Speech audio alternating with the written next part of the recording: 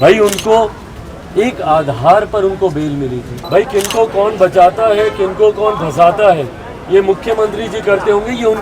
ये महागठबंधन की नैया को डुबोएगा, ये लिख के रखें। नमस्कार, आप देख रहे हैं न्यूज़ पीआर और मैं हूं आपके साथ ज्योति सिन्हा। देखिए, चिराग पासवान ने लालू प्रसाद यादव और उनके बड़े बेटे तेज प्रताप यादव को लेकर के बड़ी बात कह दी है। जमकर तंज कसते चिराग पासवान नजर आ रहे हैं। दरअसल आपको बता दें कि लालू प्रसाद यादव के फिटनेस को लेकर के एक और जान उन्हें बात कही, तो दूसरी ओर तेज प्रताप यादव को लेकर के भी वो कहते नजर आ रहे हैं। वहीं बिहार में बढ़ते अपराध के बारे में भी कह रहे हैं कि आंख खुलने से पहले ही आम मर्डर होने की खबर सामने आने लगती है।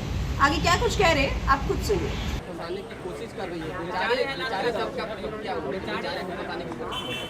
देखिए, पहली बात तो कोई बेचारा नहीं है यहाँ पे। मुख्यमंत्री जी किसी को दया का पात्र समझ रहे हैं। पूर्व मुख्यमंत्री रहे हमारे प्रदेश के, कोई वो दया के पात्र कम से कम नहीं है। उन्होंने अपनी लड़ाई, सही गलत डिबेटेबल हो सकती है, पर वो अपनी लड़ाई लड़े हैं और वो लड़ना जानते हैं।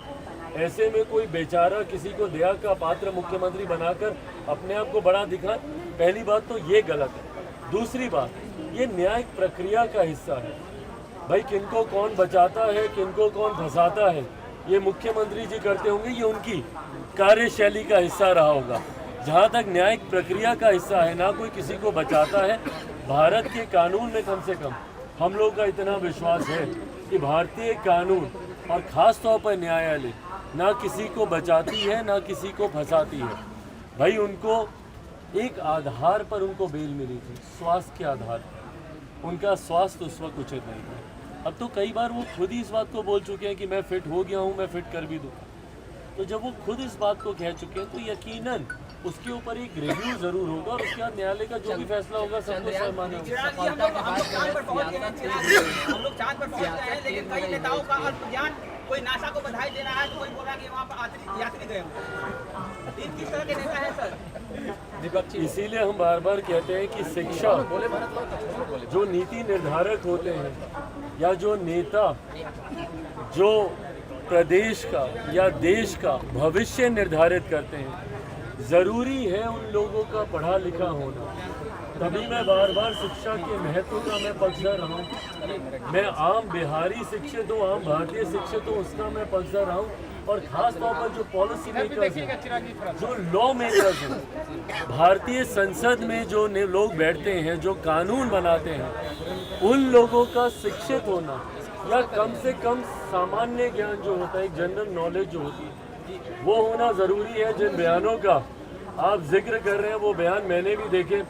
कईयों ने तो राकेश रोशन जी तक तो बधाई उन लोगों ने दे दी, कईयों ने नासा आपने जिक्र किया, इसरो छोड़कर सीधा नासा तक चले गए, और कईयों ने तो भैया उस चंद्रयान पर जो लोग बैठकर गए थे उनके भी वापस आने पर बधाई दे दी।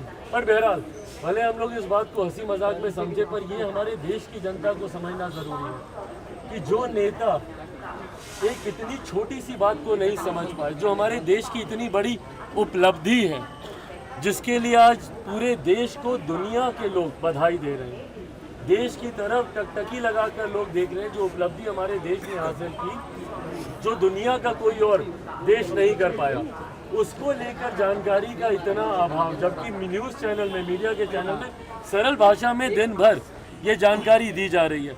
तो ऐसे में देश की जनता को सोचने की ज़रूरत है कि क्या ऐसे लोगों का प्रतिनिधित्व का उनको मौका देना उचित है।